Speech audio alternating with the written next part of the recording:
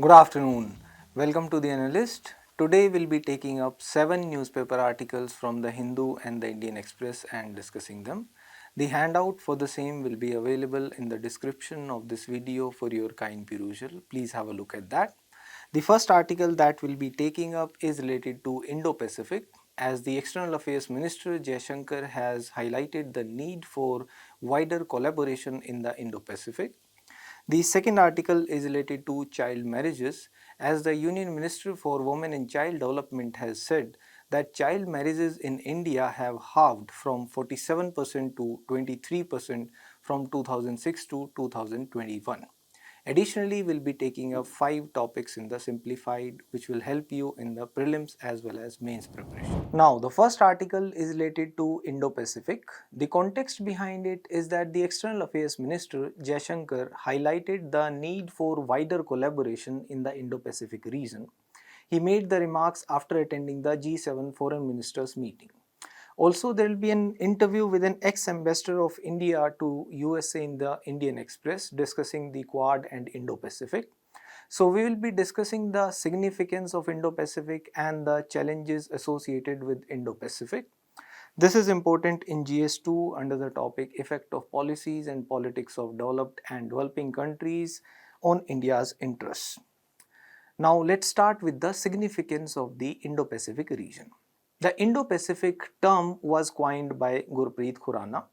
Later on, it was picked up by Shinzo Abe, the then Japanese Prime Minister.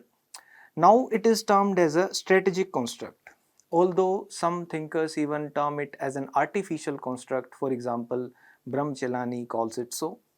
And in the Indo-Pacific region, it is important for India as India is central to the Indo-Pacific. India even uses phrases like Utro Yat Samudrasya, that is, India is the land that lies north of the sea. Therefore, India will be central in the region, as India is also going to become the rising economic powerhouse in the region. And there is the interest of various countries in this region. For example, China is dependent upon the Indian Ocean sea lanes of trade. For example, China imports 80% of its oil and gas needs, and most of which it imports from West Asia, and the oil and gas passes through the Indian Ocean sea lanes of trade and communication. Likewise, this region by 2040 will be contributing to 50% of the world's GDP. Likewise, it contributes to 50% of the global greenhouse gas emissions, and two-thirds of the world's population resides in the Indo-Pacific region. Likewise, it accounts for more than one-third of the world's poor. And when we look at the interests of USA, then the US National Defense Strategy also takes into account the Indo-Pacific region as one of the significant areas. In terms of resources, it is home to significant marine resources that it provides. It is abundant in terms of the offshore hydrocarbons which can be harnessed. Likewise, the methane hydrates can be exploited from the region. Plus, here the seabed minerals can be exploited, and the rare earth minerals can be mined from the Indo-Pacific region. Likewise, it is home to long coastlines. Often there are disputes also along these, and there are exclusive economic zones, and which become the bones of contention also, for example, as is observed in the case of South China Sea. Now, what is of particular note is India's interest in the Indo-Pacific region. It is of significance for us because 90% of India's trade passes through the Indo-Pacific. Likewise, India aspires to become the net security provider in the region, but at the same time, we have to counter the Qin order that China aims to establish. For example, we can observe China's assertions along the land border, for example, the Doklam assertion which was observed. Likewise, its construction of the corridors like China-Pakistan Economic Corridor, the Belt and Road Initiative, which often even hamper the territorial sovereignty and integrity of India. And India is now emerging as the new balancer in the region, because there are great powers which also aspire to share the resources in the region. USA also has the interest in the Indo-Pacific. Likewise, China also has the interest, and India serves as the new balancer, and India can also promote Asia as a continent of cooperation. We want an Asia of cooperation rather than an Asia of rivalry, as it will be detrimental to India's growth story. Likewise, we can promote the region as a free region, as an open region, as an inclusive region where there is freedom of navigation, which will benefit India also in terms of the trade that India's trade passes through the Indo-Pacific. But there are certain challenges which are associated with the Indo-Pacific. For example, India has to be wary of being pitted as a front in the US efforts. USA is always trying to contain China. Now India does not want to be projected as a US front in the efforts of USA to contain China. Likewise, the Indo-Pacific is emerging as a theater of geostrategic competition. That is, the great powers are at play in the region. For example, USA comes in through its initiative Quad. Likewise, China comes in through initiatives like Shanghai Cooperation Organization. Likewise, there are newer organizations coming up, for example, AUKUS, etc. Therefore, India has to navigate through this theater without getting its interests hampered. Likewise, China is going for militarization in the region. For example, China gives submarines to Myanmar, China gives frigates to Sri Lanka. Likewise, it has established the overseas military base in Djibouti. Therefore, we have to contain China through competition and cooperation, not through confrontation, because confrontation will ultimately lead to costs in terms of security as well as economy. Therefore, the Chinese initiative of Belt and Road, which can be seen in the map also, it also has to be countered by India. Plus, this region is a hotspot for the non-traditional issues. The non-traditional issues like piracy, trafficking, terrorism, etc. Such challenges also have to be dealt with, and India needs to consolidate in its primary area of concern. Our primary area of concern is the Indian Ocean. Rather than investing too much in the Pacific, we have to consolidate first here. And we need to build upon the military and economic strength that we have so that we are able to gain some bargaining power also. Additionally, there are challenges in terms of the militarization of the region. For example, 6 Asia Pacific countries are among the top 10 global military spenders in 2016. For example, India, USA, Russia, China, etc. And there are major conflicts also in the region. The major conflicts can be traced to the North Korea crisis. For example, since 2017, North Korea has conducted 10 missile tests and they are claimed to be capable of carrying nuclear warheads also. Likewise, there are often tensions in the East China Sea. In the East China Sea, there have been tensions between China and Japan also, for example, in terms of the contested Senkaku Islands. Likewise, there are territorial disputes in the South China Sea. The territorial and jurisdictional disputes in the South China Sea strain relations between China and the various other countries, including Philippines, Vietnam, etc. because China contains the entire South China Sea, claiming through the 9-dash line that it proposes, and therefore lays claims upon the Spratly, Paracel, Woody Islands, etc. in the South China Sea. Now, another issue which concerns India in the region is the Indo-Pacific Economic Framework. The Indo-Pacific Economic Framework is a US-led initiative. Essentially, it was floated to strengthen the economic partnerships between the countries in the region. The members of the Indo-Pacific Economic Framework include India, Australia, Brunei, Fiji, Indonesia, Japan, South Korea, Malaysia, New Zealand, Philippines, Singapore, Thailand, USA, and Vietnam. This Indo-Pacific Economic Framework is not like a classical free trade agreement. Rather, it is a negotiation based upon 4 pillars, and the countries which are the members can choose to agree on any one pillar also. The 4 pillars of negotiation in the agreement include the supply chain resilience, clean energy, decarbonization and infrastructure, taxation and anti-corruption, and fair and resilient trade.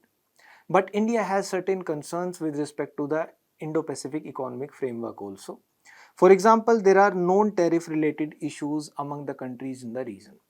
With respect to India-US ties also, there are concerns. For example, in the sector of agriculture, USA claims that the subsidies that India gives to its farmers, they should be done away with, as they amount to distortion of trade as per USA, and there are disputes pending in the WTO also regarding the same.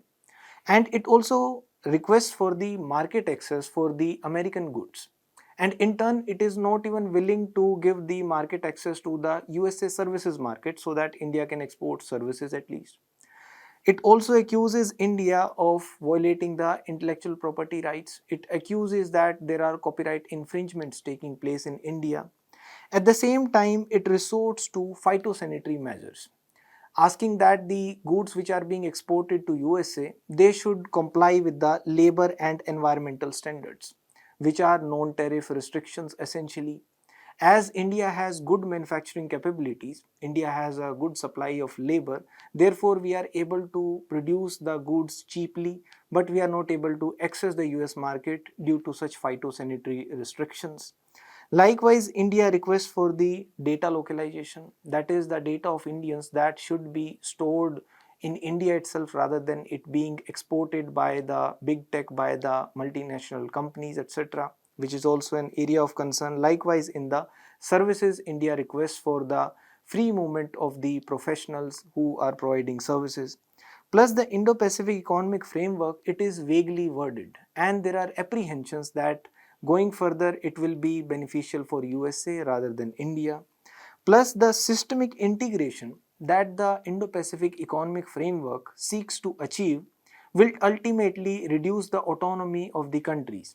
That is, the scope of the domestic policies for the industrial regulations that the various countries can make, they may be reduced. For example, going further, we may not be able to regulate the GM crops, etc., if we are party to such agreements. Likewise, there are another concerns with respect to the cost of the strategic partnership.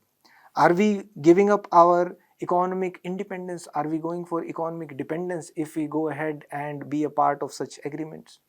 Now, how can we conclude the Indo-Pacific related questions? We can give ideas like freedom of navigation. We should promote unimpeded commerce. There should be freedom of commerce also. And India encourages the settlement of disputes peacefully through negotiations rather than through confrontation. Likewise, there should be improvement in connectivity, and this improvement in connectivity in the Indo-Pacific region, this should be based upon respect for sovereignty and territorial integrity, as India has concerns with respect to the China-Pakistan Economic Corridor, One Belt, One Road, etc., which violate India's sovereignty and territorial integrity. And we can go for a unified ASEAN. Otherwise, China will try to play its divide and rule tactics, and a multipolar region will be beneficial for India rather than it being a unipolar or a bipolar region. There is a means practice question also. The Indo-Pacific region is increasingly becoming the center of global geopolitics and economic activity. Discuss the strategic significance of the Indo-Pacific region for India. Also analyze the challenges India faces in asserting its influence in this region. Please try to write it.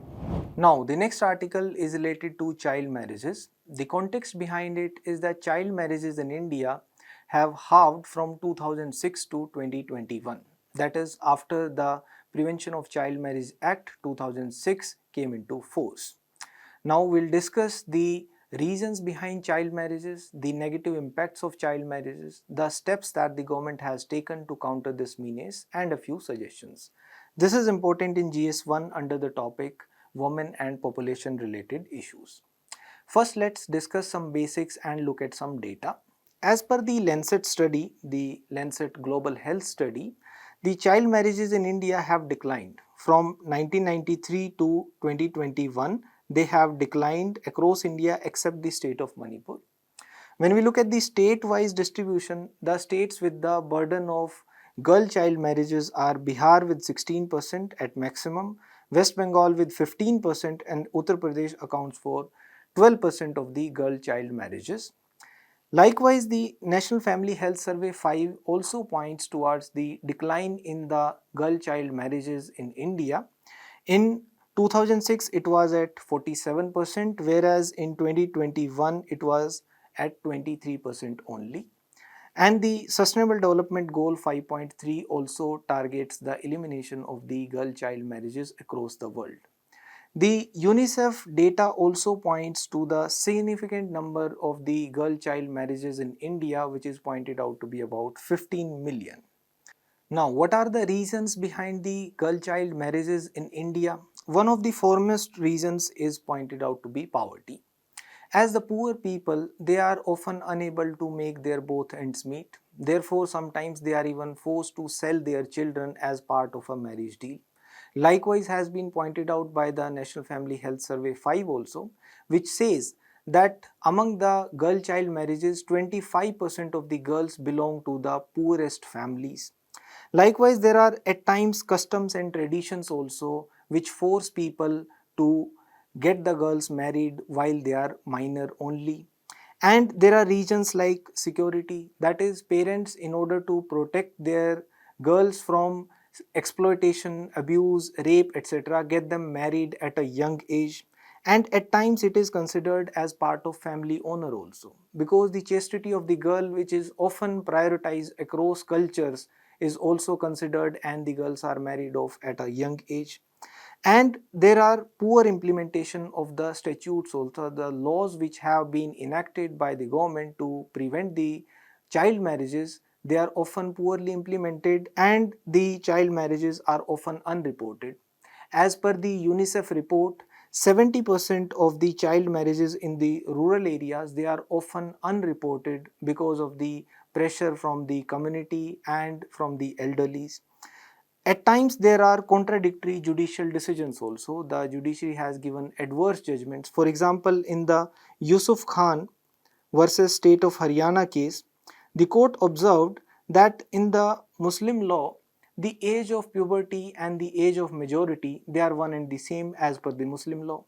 Therefore, once a person attains the age of puberty, he is to be considered as a major, and therefore he or she should have the freedom of choice to choose his or her partner, and the guardian shall have no right to interfere in their decisions, and they can get married, as the age of puberty itself is considered as the age of majority. Now, why should we prevent the child marriages? One, we have to protect the child rights, which are otherwise violated if the child is married. For example, their right to education will be violated, as the girls often, after getting married at a young age, drop out of school. Their school dropout rates increase. The chances of exploitation and abuse also increase. Their right to health is also violated, and they are robbed of their freedom of choice also. Once they attain majority, they will be able to choose their partners. They will have the freedom of choice in terms of choosing their partners, but they are not able to exercise this freedom if they are married off as a minor. Likewise, they are often victims of social isolation. They become victims of social marginalization also, especially the girls after being married. And there is often discrimination, and they become victims of gender discrimination.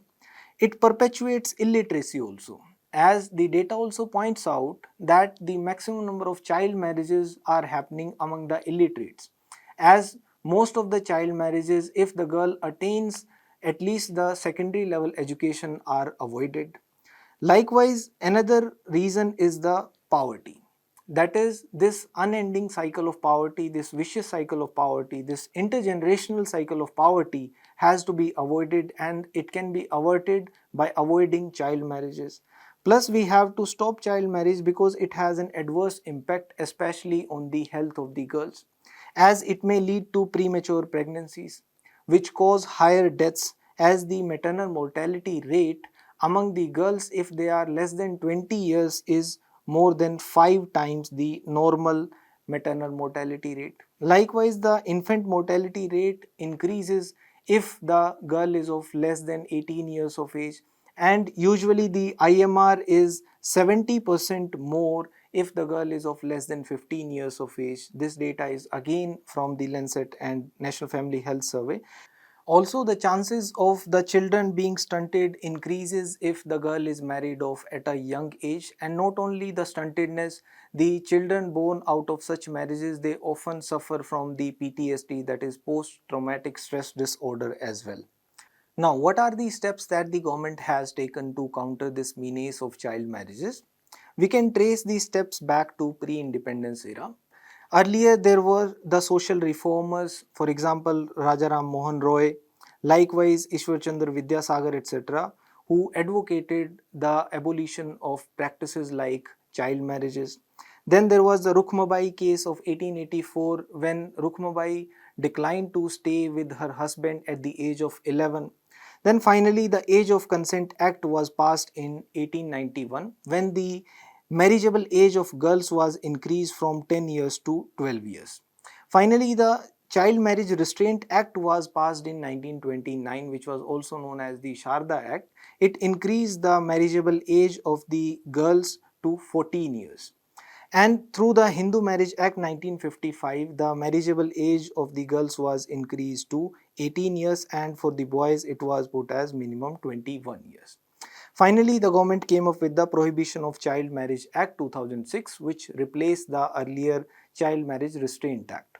This is a comprehensive act which provides that the minimum marriageable age for the girls will be 18 years, for the boys it will be 21 years. It says that the child marriages, if they are conducted, they are voidable.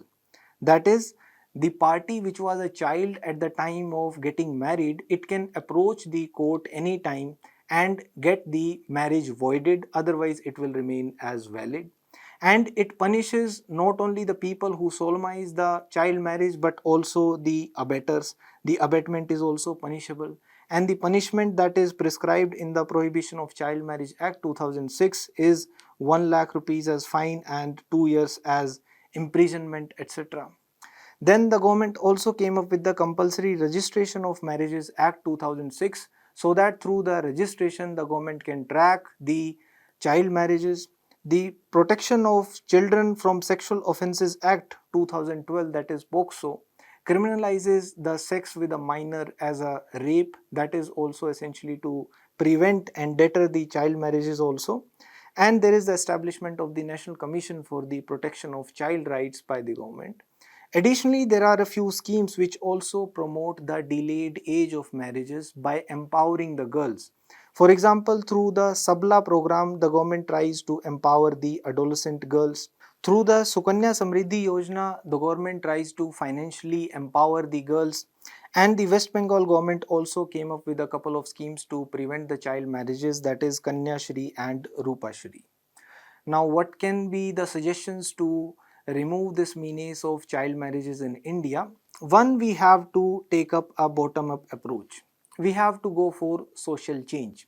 We have to sensitize people. We have to involve the community leaders in our fight against the child marriages.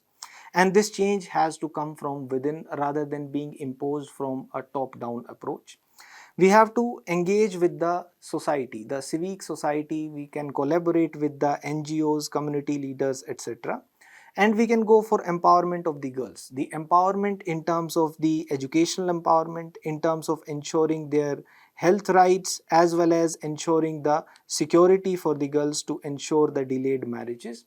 Likewise, financial measures can also be taken up, for example, helping the poor families, for example, initiatives like microfinance to ensure that they get access to finances whenever they are in dire need. Also, we can strengthen the existing legal frameworks. For example, the governments of Haryana and Karnataka, they have set up good examples. There, the child marriages are declared as void ab initio. Rather than making it voidable, that is, the child marriages, they will be void from the starting itself. They will not be valid at all. So the child does not need to approach the court after becoming an adult or before it to ensure that the marriage is voided. It is treated as void from the beginning itself, and there has to be a strict implementation of the existing laws, the statutes which are in force.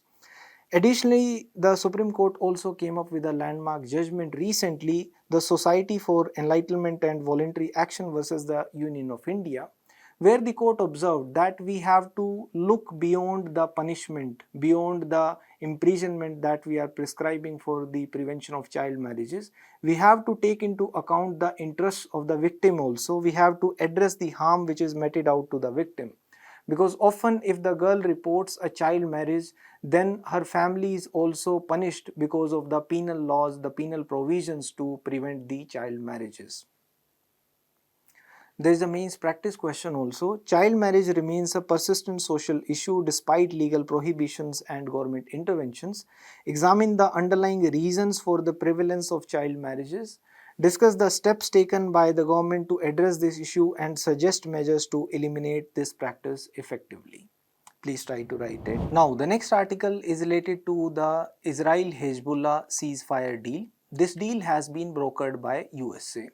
This is important in GS2 under the topic Effect of Policies and Politics of Developed and Developing Countries on India's Interests.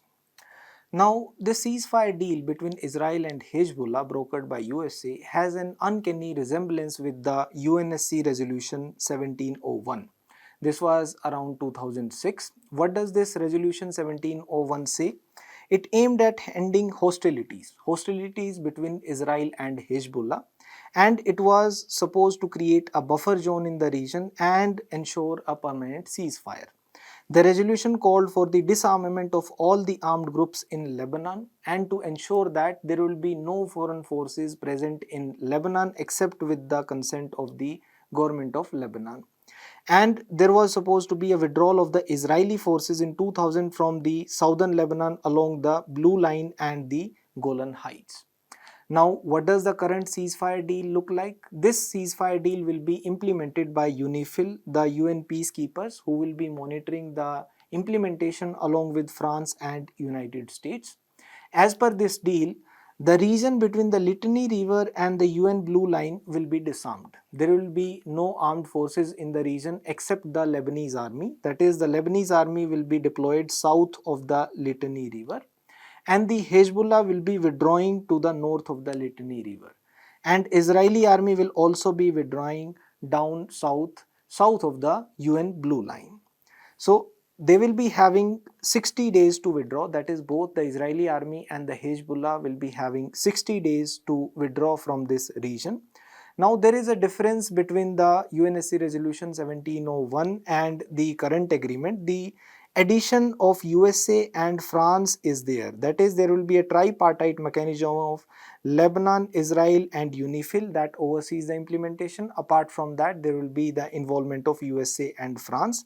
Also, it does not call for a complete disarmament of Hezbollah in Lebanon north of Litani, while Israel also proclaims that it retains the right to strike again if Hezbollah violates this agreement.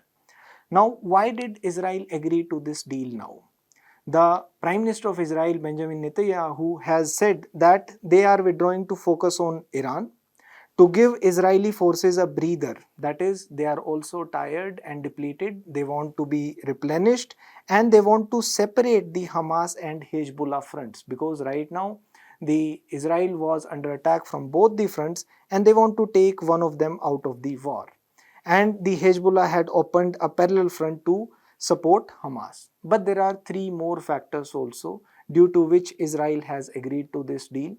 One of the factors is there is a fracture within the Israeli civil military establishment. The former defense minister, who was actually fired in Israel, that is Yoav Gallant, has been pressing for a ceasefire in Gaza and Lebanon. He was questioning Netanyahu's political and military objectives. The second factor was that Israel's experience of fighting in Lebanon was tactically effective, but it was not a good experience. It was strategically bitter, as a long-term military presence in Lebanon would wear down the Israeli defense forces. Plus, the continued Israeli presence in the South Lebanon would also ensure a stronger consolidation of support for Hezbollah within Lebanon. That is, the more time that the Israeli army spends in Lebanon, the more support Hezbollah will be able to gather for itself in Lebanon. The third reason was the loss of the entire senior leadership and the significant loss of infrastructure did not deter Hezbollah from its strike capabilities. The Hezbollah evidently maintained the ability to strike Israel until the very end. Even with the IDF being militarily superior, the fighting capacities of Hezbollah would ensure a protracted war. Therefore, Israel thought it is wise to enter into a deal now. Now, what does this mean for the Israel-Lebanon frontier? The international pressure had been on Israel. For example, we can see that the UN experts have been characterizing the Israel's acts as genocide. Both the ICJ, International Court of Justice, and the International Criminal Court had made adverse remarks. The ICJ called for Israel to withdraw from occupied territories, and the ICC even issued an arrest warrant against Netanyahu.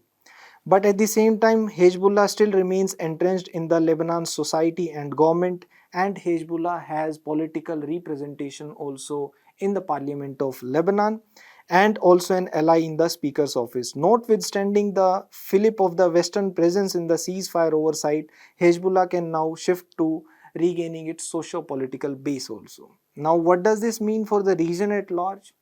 One, the acceptance on part of Lebanon and Hezbollah for even a cursory US presence in the South Lebanon, since now both USA and France are also parties to this deal. Therefore, it would have required the Hezbollah chief to consult Tehran. Therefore, Tehran should also have been involved in it. Plus, the Iran's principal objective in raising and sustaining Hezbollah is to ensure a military buffer between itself and Israel that Hezbollah is able to provide to it. And the second is Israel can now ensure complete military focus on not just Hamas in Gaza but also Iranian proxies in Syria, etc. Therefore, it will be able to deal with the Iranian proxies elsewhere rather than being preoccupied with Hezbollah only. Now, the next article is related to the right to work and the implementation of Mahatma Gandhi National Rural Employment Guarantee Act. This is important in GS2 under the topic governance. Before coming to the article, let's discuss a few basics regarding the Mahatma Gandhi National Rural Employment Guarantee Scheme. Essentially, it is a social security measure. It provides for demand-driven work. That is, any person who wants work, he can go and demand for work, and 100 days of unskilled work will be provided to that person per household in one financial year. For the person to be eligible to demand work under the Mahatma Gandhi National Rural Employment Guarantee Scheme, the person has to be 18 years old and he or she has to be a resident in a rural area. That is, essentially, if a village becomes an urban area, then the job cards of all the workers residing in that area are deleted. And it is one of the world's largest anti-poverty programs, helping millions to get out of poverty in India. As per the Socioeconomic Caste Census 2011 also, there are a significant portion of people who are landless and engaged in manual labor in India, and they are in need of the demand driven work which is provided under the scheme, and 7.6 crore families have active job cards under the scheme. As per the NSSO data, that is National Sample Survey Office, the areas with low consumption expenditure usually have high demand for work under the MG-NREGA scheme.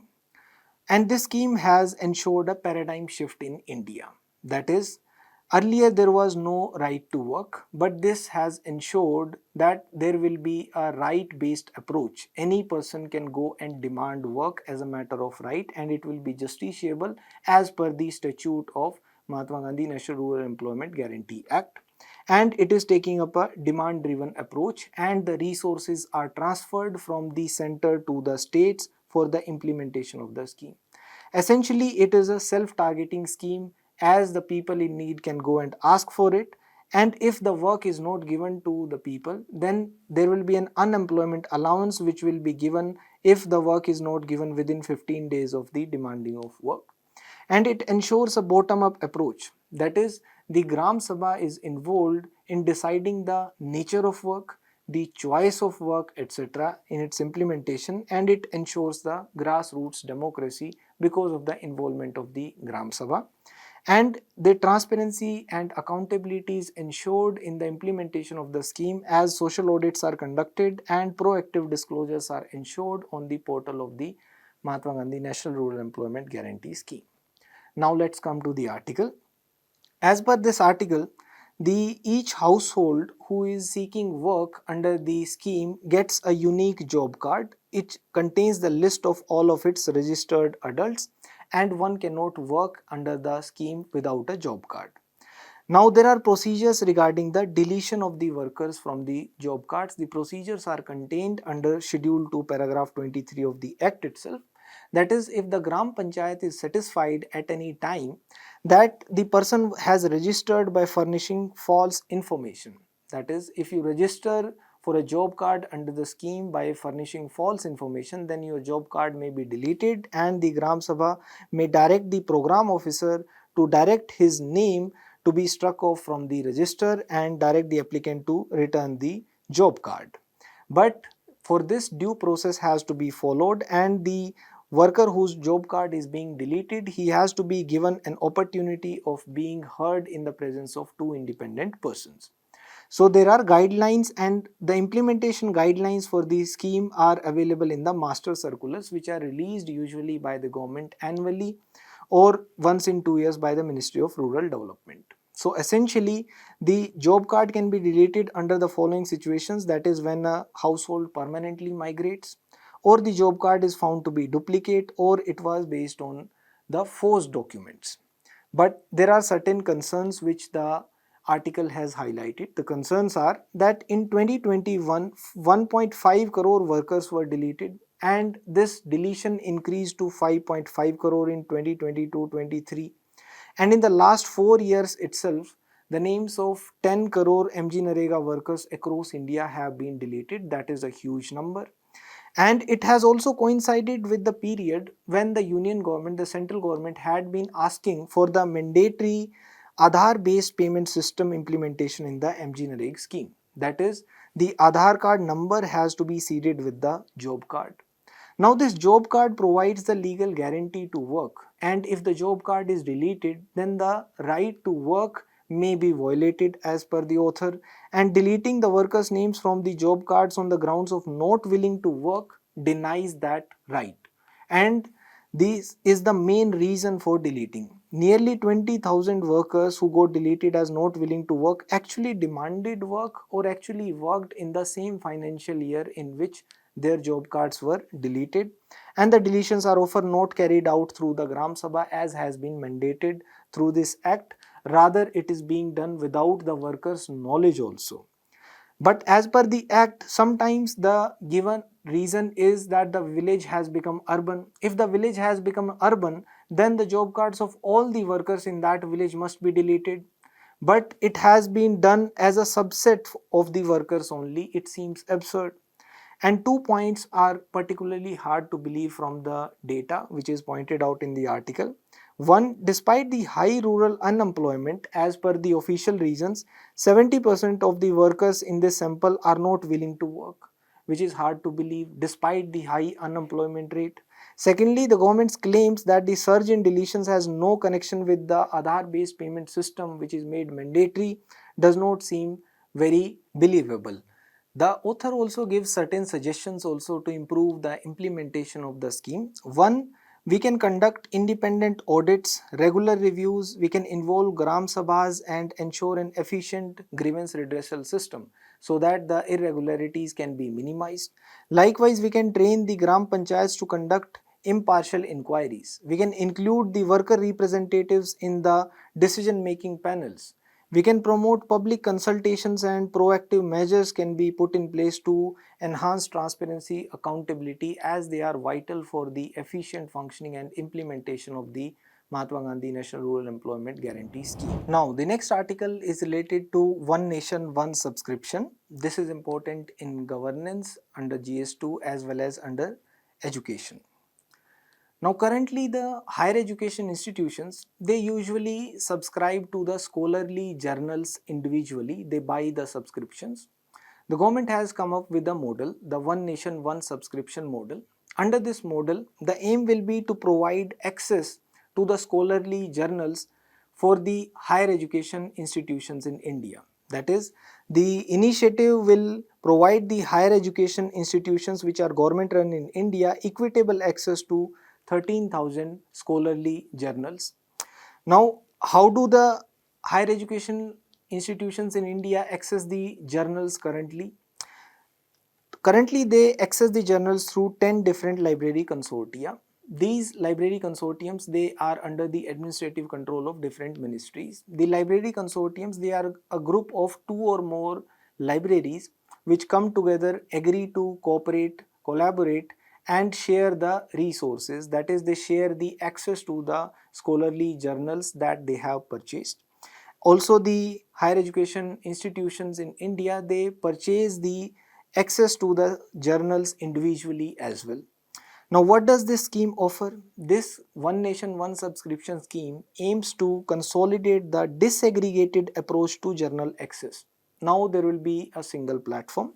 The initiative will enable these higher education institutions to access thousands of journals under one platform itself. It will be active from 1st of January 2025. This common platform will host 13,000 journals which are published by 30 international publishers including Elsevier, Springer, Taylor and Francis, IEEE, etc. And the institutions will only have to register on the platform. That is, the higher education institutions which are government run, they will be registering on this platform to access these journals. The INFLIBNET has been designated as the implementing agency for this initiative. This is important for prelims. Now, what is the need for the One Nation One Subscription initiative? There are four chief reasons. One, it will be expanding access to the scholarly journals. For 55 lakh to nearly 1.8 crore students, faculty members and researchers across more than 6,000 government universities, colleges, higher education institutions, etc. The second, it will avoid the duplication of subscriptions. Usually there is a duplication of subscriptions for the journals across libraries, library consortia, individual higher education institutions, etc. So this will bring down the expenditure in the higher education.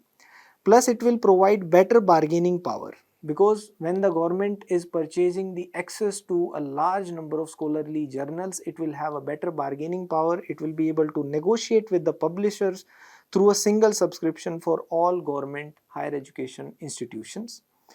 Also, it will help the center to gain insight into the extent to which the journals are being used and they are being downloaded by the government higher education ecosystem. Now, when was it conceptualized? This concept comes from the New Education Policy 2020 itself, which emphasized research as a cornerstone for achieving excellence in education. And the policy recommended the establishment of the National Research Foundation also to seed, fund, nurture and promote research and development while fostering a culture of innovation. So to do this, the center formed a core committee of secretaries which was chaired by the principal scientific advisor. Hence this concept came into picture. Now what will be happening next? The center will be negotiating the article processing charges also with the journal publishers. The scholarly journals, they gain money, they earn through various means. One of the means is usually by charging subscription fees for the access to the articles which are published in the scholarly journals, whereas the open source scholarly journals which provide the articles for free, there they usually charge for a specific fee for article processing, which is known as the article processing fee, and it will also be negotiated by the government going further. So it will be used as a suggestion for the higher education. Now the next article is related to bail and speedy trial. This is important in GS2 under the topic governance.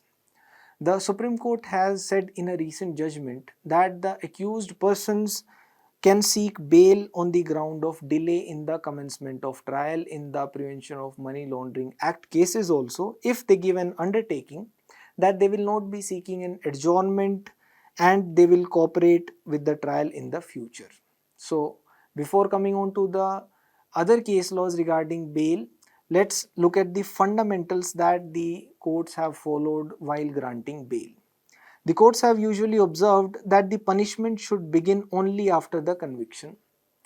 Usually, if an under trial prisoner is in prison, that is like a punishment before conviction, and he should be given bail, and bail should be the rule and jail should be the exception. And it was observed in Menka Gandhi case also that the personal liberty of a person should be deprived only after following the due process. That is, only after the trial has finished and the person has been convicted, that the punishment of jail should begin ideally. And unless the person is proven to be guilty, he has to be presumed to be innocent. That is the philosophy of Indian criminal jurisprudence. And jail should be the exception, and the prisoners also have a right to speedy trial. The right to speedy trial was also held to be a right under Article 21 in the case of Hussain Ara Khatun versus State of Bihar.